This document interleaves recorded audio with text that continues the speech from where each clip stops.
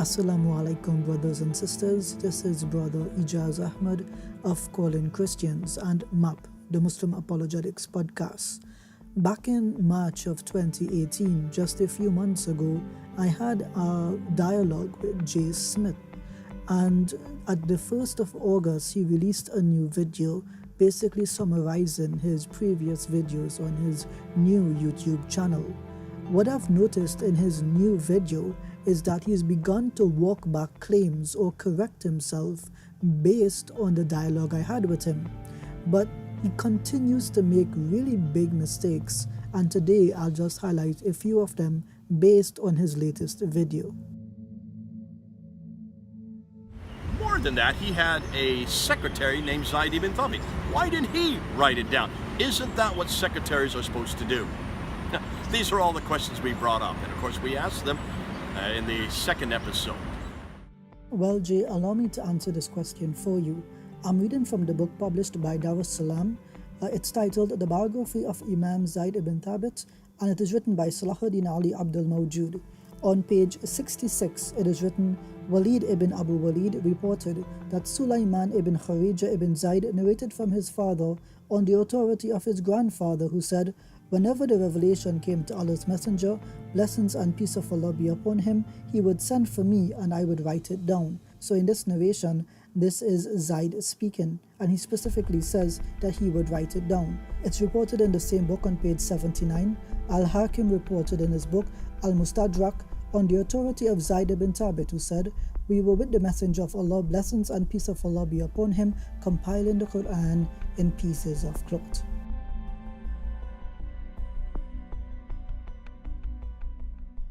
But for now, we just looked at that one and we asked the questions when it was written, and we quoted two scholars, Altakulich and Ikmal al-Nisanlu.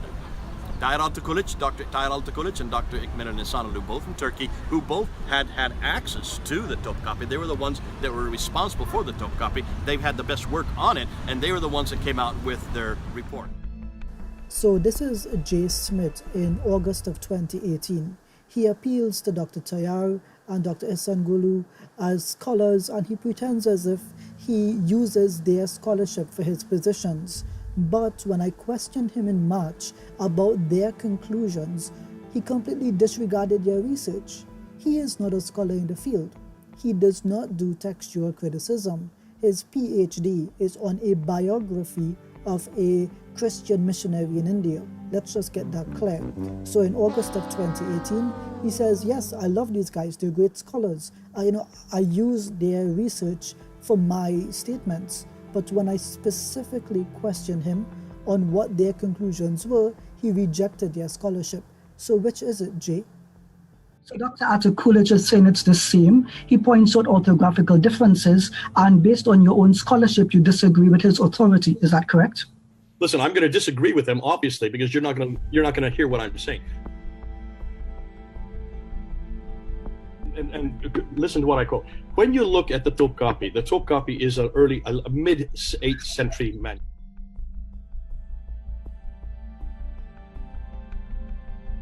Hold on, Jay, let's work this out. Let's do simple math.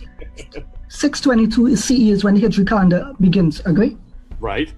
And goes to 719. Hold on, add 50 years, what do you get? And goes to 719.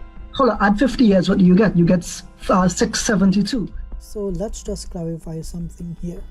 We're trying to clarify the date from which the dating can begin. So the Turkish scholars wrote from the second half of the 1st century Hijra. So a century is 100 years. You split them up into 50 years to get two parts. The first 50 years are the earlier part, the second 50 years are the later part. The scholars are saying, these two Turkish scholars are saying that the dating begins from the second half of the 1st century. So we're looking at the year 622. This is the year that the Hijri calendar starts. You add 50 years to that, and that covers the first half of the 1st century. So 622, add 50 gives us 672, which means that the dating for the Topkapi manuscript begins, it's a range, it begins at 672. And then you add 50 years to that, and it takes you to the year 722. What Jay Smith wants to avoid saying is that the date begins in the year 672. Why does he want to avoid that early date? Because that puts it within the 1st century Hijrah. You'll notice he also made another mistake, and that is, in the earlier version, he says it's mid-8th century. Mid-8th century will give us the year 750. Then he changes and he says, no, it's 719. That's a difference of almost 30 years. So in the same discussion I'm having with him, he gives me 2 different dates, drastically different dates, and he refuses to acknowledge that it can be within the year 670 onwards. It goes to 719. It goes to 719. It goes to 719. The top copy is a mid-8th century man. It goes to 719. The top copy is a mid-8th century man. It goes to 719.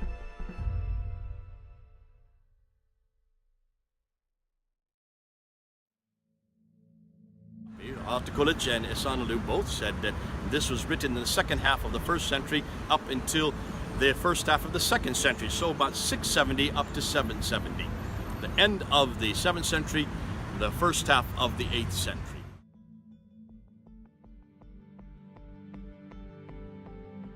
It goes to 719. The top copy is a mid-8th century man. This was written in the second half of the 1st century up until the first half of the 2nd century, so about 670 up to 770.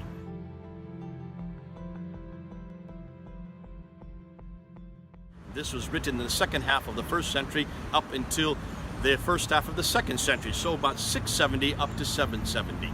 So basically, we're talking about the early 8th century up until the mid-8th century. This was written in the second half of the 1st century up until the first half of the 2nd century, so about 670 up to 770. So basically, we're talking about the early 8th century up until the mid-8th century.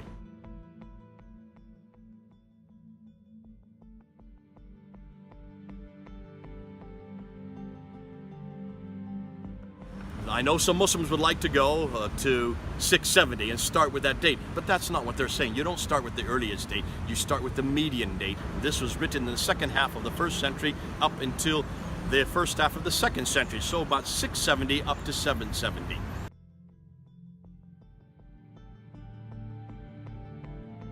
We now begin our detailed analysis, and to do so we must first begin with some questions towards Mr. Smith.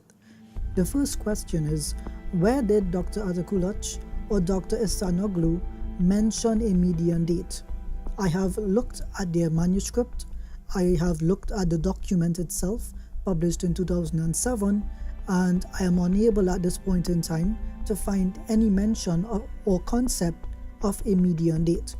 So when you mention that this is not what the scholars say, then what do they say, and how do you make the claim that this median date comes with authority from them? We move to the second question. Where did anyone claim 670 was anything other than the start of the date range? I have always maintained and asked him why he always rejects or excludes the 7th century as part of the date range. And I have maintained that 50 years after the beginning of the Hijrah, which is the year 622, so we end up with the years between 670 to 672 as the start of the date range for which the top copy manuscript can be dated. And so I am asking Mr. Smith, where was any other claim than this made? Thirdly, I ask him, how did you get the date range of 720 to 750? This date range is not mentioned by any of the scholars, specifically not mentioned by Dr. Atakulach or Dr. Ihsanoglu. I have looked at their manuscript, by this I mean the document that they produced in 2007, and I am unable to find this date range. To examine Mr. Smith's date range, we are going to actually look at a comparison of the dates given by those scholars. And when we look at those dates, we come up with a very significant problem for Mr. Smith. The date range he has given is not evidenced by what the scholars themselves have said. It almost seems as if it's an arbitrary date to push the dating further away from the 1st century Hijrah. That means he is not giving us this date with pure objective intentions. It seems arbitrary, subjective, and biased. In order to do a detailed analysis, I've had to create a timeline, a chart with relevant dates being spoken of. That is to help us better visualize the data so that we can have a comprehensive understanding. Just to clarify here, the dates 620 and 622 are normally attributed to being the dates that the Hijri calendar begins at.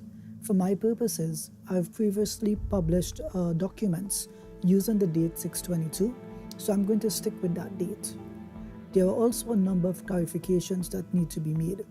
The dates I've given for Joseph J. Smith's claims, the date range that he has given, I started at the year 720 because in March he gave me the dates 719 and 720. And I've ended with his date range with the year 750 because in August he has claimed mid-8th century. So if he means any other date by the term mid-8th century, then that clarification is for him to make.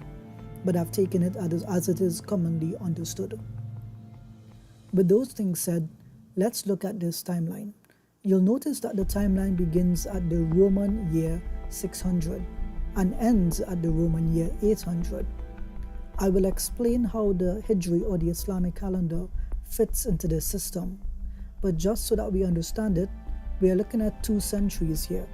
The year 600 to the year 700 is known as the 7th century, and the year 700 to the year 800 is known as the 8th century.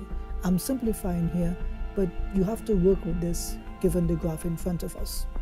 To continue, this would mean any date between the year 600 and 700 would fall into the 7th century. And so the Islamic calendar actually begins at the year 622. At the year 622, you have 100 years that takes us to the year 722. So 622, we begin with the Hijri calendar, and the first century of the Hijri calendar ends at the year 722. That's important.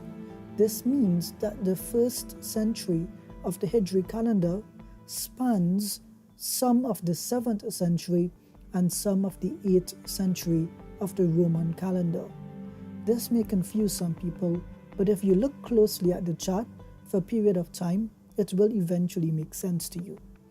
Again, to repeat, the Islamic first century, the first 100 years of the Islamic calendar, span from the year 622 in the 7th century to the year 722 in the 8th century. In addition to this, the year 722-723 to the year 822-823 takes us to the 2nd century of the Hijri calendar. This is also again very important because some of the information we will reference takes place in this 8th century of the Roman calendar. So what is peculiar here is that the only date that the scholars give, again, this is Dr. Atakulach and Dr. Ihsan Noglu, the only date they actually give, the date range that they give using the Roman calendar, is the date range from the year 661 to the year 750.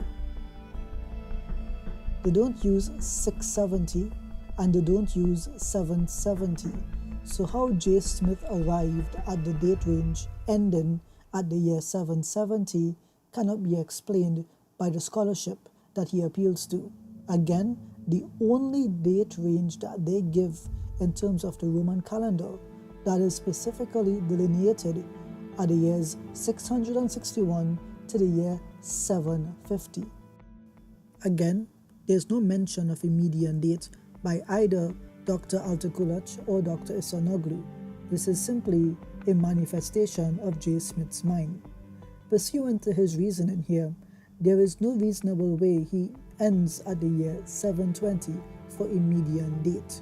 What I looked at when I looked at the only date range mentioned in the Roman calendar in their publication was from 661 to the year 750.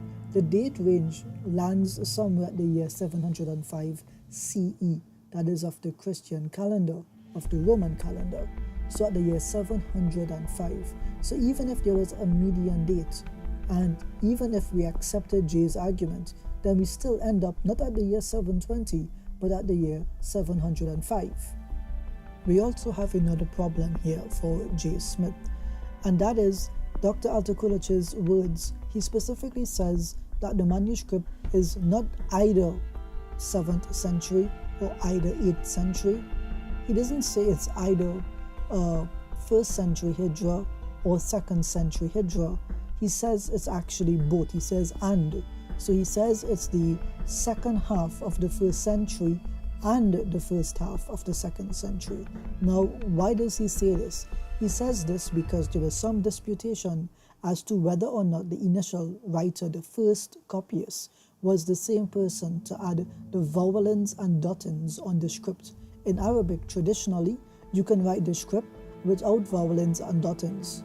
However, over time, some manuscripts were updated to include the vowelins and dottins, and this is quite normal. And so what we see here is that if someone later on came and added these vowelins and dottins later on, then the manuscript itself, based on just the consonantal skeletal text, that is the text without the vowels, would be definitively within the second half of the 1st century of the Hijra calendar, which is something that Jay Smith does not want to seem to concede. With respect to the date range, there are a couple issues here, namely two. The first is the date range that Dr. Altikulich gives in general terms is from the second half of the 1st century to the first half of the 2nd century.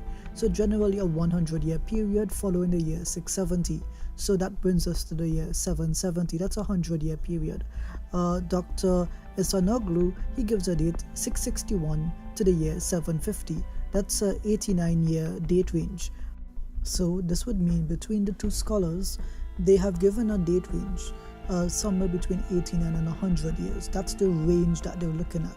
They don't tell you it's the year 670 it was written or the year 770. It's a date range, which is something that Smith does not seem to understand. He thinks that if they mention the year 670, that it must mean it's written in the year 670, or in the other case, if they mention the year 770, which they don't. But just given Smith's interpretation, if they mention the year 770, he thinks that the start and the end of the date ranges are the dates themselves. So that's completely incorrect. It's a date range, R-A-N-G-E, which means it spans a period of time. And so the scholarship has determined it's between an 89 and 100 year period that it possibly could be dated between. Now the problem with Smith is, let's take a look at this video clip. So basically, we're talking about the early 8th century up until the mid 8th century. In this video clip, he gives you early 8th century to mid 8th century, a 30-year period, 719 to the year 750. So how does he come up with a 31-year period? But scholarship, actual scholarship that have PhDs in this field and have looked at the evidence, they give you a date range of 89 years and 100 years. So it means to say that Smith is not following scholarship, but making up the numbers as he goes along. He treats the Qur'an as a copyist of the Bible would treat the Bible. Let us, however, take a moment to remind ourselves that the only actual dates given within the Roman calendar are the dates 661 to 750 by Dr. Isanoglu. Those are the only dates given, delineated by the scholars. And we have already determined that if we had a quote-unquote median date, that would take us to the year 705. This would bring us to the end of today's video. I would like to thank everyone for watching, and most importantly, don't forget to visit our website callingchristians.com, and I would also strongly like to encourage you to donate to Calling Christians. I've put the donation information in the video, and inshallah it should be in the description as well. Please feel free to reach out to us with any questions that you may have. Thank you.